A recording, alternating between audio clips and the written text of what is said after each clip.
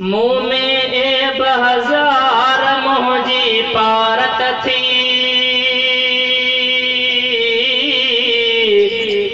महशर में सरदार मुझी पारत थी।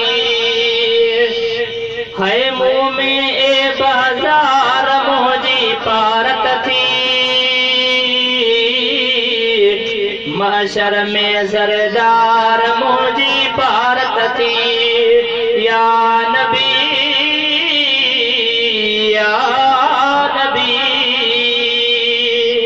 है मुँह में ए बहज़ार मुझी पारत थी, महशर में सरदार मुझी पारत थी। या नबी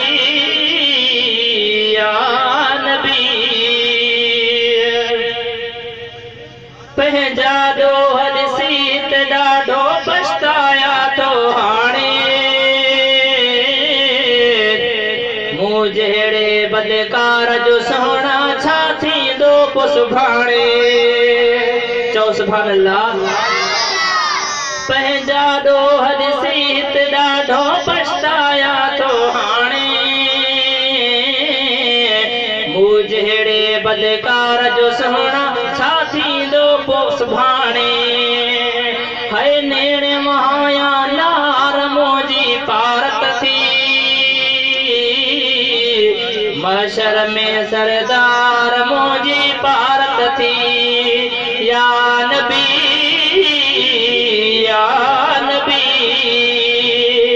है मुँह में ए बहज़ार मुझी पारत थी, महशर में सरदार मुझी पारत थी।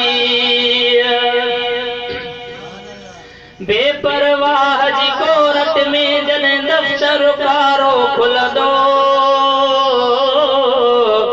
दोह कयो छा सवाबु कयो मुंहिंजो हाल त सारो खुलंदो। बेपरवाह जी कोरट में जन दफ्तर कारो खुलंदो, सवाबु कयो मुंहिंजो हाल त सारो खुलंदो। नज़र करम सरकार कजाए मुंहिंजी पारत थी, महशर में सरदार मुंहिंजी पारत थी। या नबी मुँह में ए बहज़ार मुंहिंजी पारत थी, महशर में सरदार मुझी पारत थी। मुखे बेधण सागर कुछ के निर्मल फेर निगाहूं, शफात वारो झंडो हूंदो हर मिस्कीन मथाऊं। है मुखे बेधण सागर कुछ के निर्मल फेर निगाहूं, शफाअत वारो झंडो हूंदो हर मिस्कीन मथाऊं। मुंहिंजी लहजा सार तोखे पारत थी, महशर में सरदार मुंहिंजी पारत थी। या नबी है मुँह में ए बहज़ार मुंहिंजी पारत थी, महशर में सरदार मुझी पारत थी। कहिड़ियूं ने क्यों कहिड़ियूं चङायूं वट कुछ बि नाहे, मां सदको थियां आजिज़ बुरड़ो तुंहिंजे सहारे आहे। चओ सुभान अल्लाह। कहिड़ियूं ने क्यों कहिड़ियूं चङायूं वट कुछ बि नाहे, सदको थियां आजिज़ बुरड़ो तुंहिंजे सहारे आहे।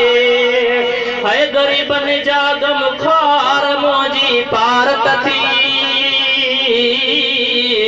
महशर में सरदार मुंहिंजी पारत थी। या नबी मुँह में ए बाज़ार मुंहिंजी पारत बशर में सरदार मुझी भारत थी या